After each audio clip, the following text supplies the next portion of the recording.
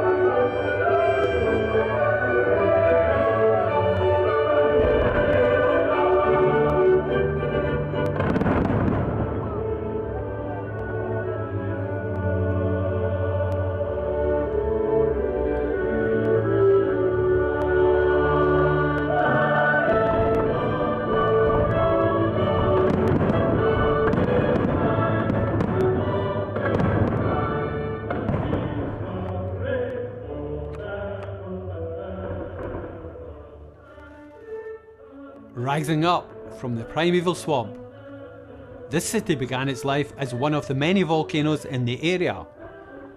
Over many thousands of years, as ice ages came and went, grinding movements of huge sheets of ice shaped and reshaped this particular rock's contour.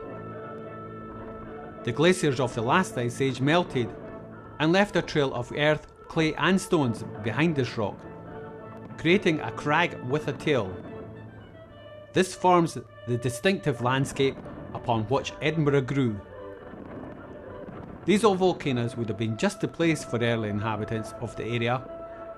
An advantage of high ground would have given the local tribes precious time to gather livestock and get ready for any threat which came their way. Traces of habitation from over 2,000 years ago show settlements where people lived behind stone wall enclosures high in these craggy rocks and cultivated the lower slopes.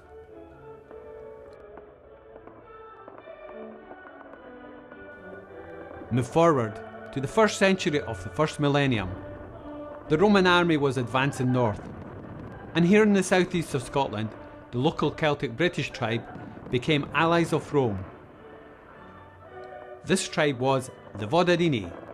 The kingdom ended at the banks of the Sea of Scotland, now the Firth of Forth, and just a small boat ride away, on the far bank of the Sea of Scotland, was a land where a ferocious warrior tribe the Romans called the Picti, meaning the painted people, began.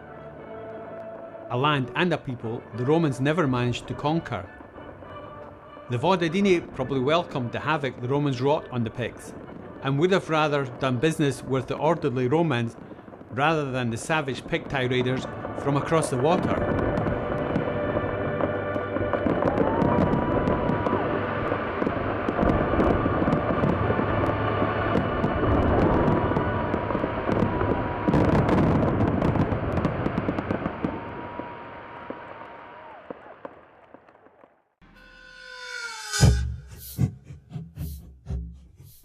As we put together what we have learned from our research, we realise that there has been the romanticising and a fair bit of nonsense written about Scottish history.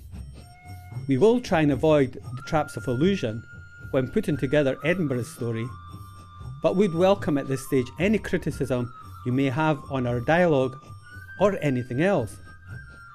Have your say in the comments box of our blog. You will find us at ViStoryof.com.